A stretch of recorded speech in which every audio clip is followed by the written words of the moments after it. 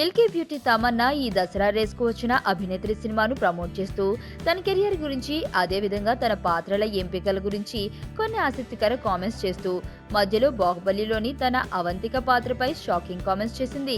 తాను బాహుబలిలో అవంతిక పాత్రకు ఎంపిక అయినప్పుడు ఇండస్ట్రీలోని చాలా మంది తాను ఆ పాత్రకు సరిపోనని కామెంట్స్ చేసిన నేపథ్యాన్ని బయటపెట్టింది తమన్నా. అంతేకాదు 6 అడుగుల ప్రభాస్ పక్కన కత్తి పట్టుకుని జనాన్ని తను నరికిస్తుంటే జనం చూస్తారా అంటూ చాలా మంది కామెంట్స్ చేసినప్పుడు ఆ పాత్ర తనకు వర్కౌట్ అవుతుందా అని తాను కూడా భయపడ్డానని చెప్పింది. అయితే ఆ పాత్ర ఎంటర్టైన్ చేయడం ముఖ్యమని భావించి ట్విస్ట్ చేశానని చెబుతూ అవంతిక పాత్ర విషయంలో తాను పడ్డ టెన్షన్ బయటపెట్టింది తమన్నా. బాహుబలి సూపర్ సక్సెస్ తర్వాత డిఫరెంట్ గా చేసినప్పుడు ప్రేక్షకులు ఆదరిస్తారు అన్న నమ్మకం ఏర్పడిందని చెబుతూ ఆ నమ్మకంతోనే తాను అభినేత్రి సినిమాలో నటించాలని చెబుతోంది తమన్నా.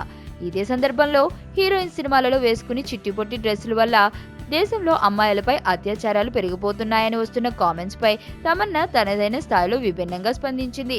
సినిమాలలో హీరోయిన్లు వేసుకునే డ్రెస్సులు బట్టి అమ్మాయిలపై అత్యాచారాలు పెరిగిపోతున్నాయని కామెంట్స్ చేసేవారిపై తనదైన రీతిలో తమన్నా విరుచుకుపడింది.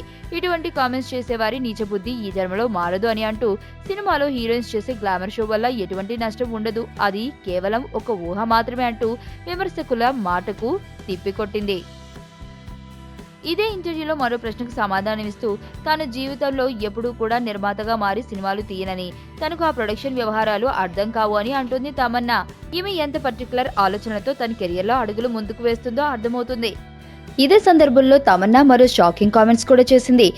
తనకు తన సినిమాలకు సంబంధించి తన క్యారెక్టరైజేషన్, రెమ్యూనరేషన్ ఇలా తనకు రెండూ ముఖ్యమని చెబుతూ డబ్బులు తీసుకోకుండా తాను పనిచేయను అని అంటూ అటువంటి త్యాగాలు చేసే తీరిక, ఓపిక తనకు లేవు అని అంటుంది.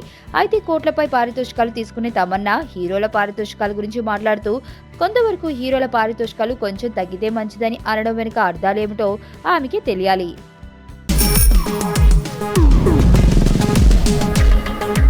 ప్రపంచంలో ప్రతి ప్రేమ కథ మధురంగా ఉంటుంది, మనది మనకు మరీ అద్భుతంగా ఉంటుంది.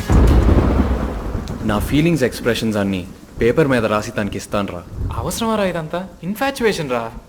రే, అమ్మాయిని చూసిన వెంటనే అలా